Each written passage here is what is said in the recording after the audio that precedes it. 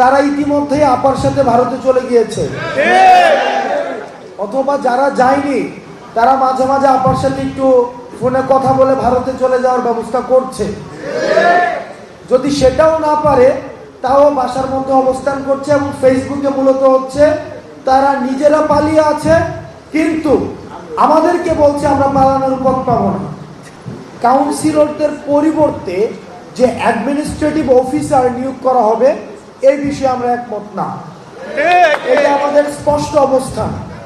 কারণ এই যে একটা আমলাতান্ত্রিক যে কাঠামো রয়েছে, এই আমলাতান্ত্রিক কাঠামোতে নিশ্চয়ই আমার যেই হাল চাষ করে যেই আমার কৃষক ভাই আছেন, যে তাঁতি আছেন, জেলে আছেন, কামার, কুমুর, রেমিটেন্স যোদ্ধা, যেই কৃষকের মেয়ে গার্মেন্টস কর্মী, যেই কৃষকের ছেলে রেমিটেন্স যোদ্ধা, যেই কৃষক যিনি চাষ করে দেশের অর্থনীতিকে সচল রাখে, তারা অ্যাডমিনিস্ট্রেটিভ এই আমলাতান্ত্রিক জটিলতার মধ্যে তারা যেতে চায় না।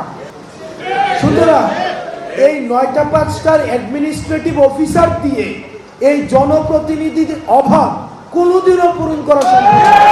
আমরা আপনারা ৩ কোটি মানুষের প্রতিনিধিত্ব করছেন, যেই ৩ কোটি মানুষ ফেসিবাদের বিপক্ষে গিয়ে আপনাদের পক্ষে অবস্থান নিয়েছিল, আজকে যদি আপনাদেরকে সরিয়ে দেওয়া হয় তাহলে তাদের সেদিনের অবস্থানটাকে ভুল প্রমাণ করা হয়। সেই জায়গা থেকে আমরা চাইব, আমরা এই বিষয়ে আমাদের যে এলজিআরডি মন্ত্রী রয়েছেন আসিফ মাহমুদ, আমাদের জুনিয়র আমার ছোট ভাই এখন মন্ত্রী মহোদয়, আমরা এই আসিফ মাহমুদকে অবশ্যই আমরা অ্যাপ্রোচ করব, এটা নিয়ে দ্রুততম সময়ে একটা কমিশন করে দিয়ে আমরা যখন সবাই বাংলাদেশের পক্ষে থাকব, তখন এই ভারতে বসে যেই দালালরা আছে, ফ্যাসিস্টরা আছে, যত ষড়যন্ত্র করুক না কেন কখনোই কিছু করতে পারবে না।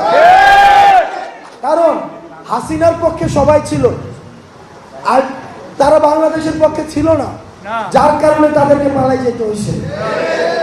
সর্বশেষ কথা, আমি হয়তো আপনাদের কারো ভাতিজা, আমি আপনাদের কারো ছোট ভাই, আমি আপনাদের কারো সন্তান তুল্য, আমি আপনাদের কারো নাতির বয়সের, আমি আপনাদের কাছে একটা অনুরোধ করব, আপনারা দয়া করে এমন রাজনীতি করবেন যেই রাজনীতি করলে ক্ষমতায় না থাকলেও যেন পালাই যাইতে না।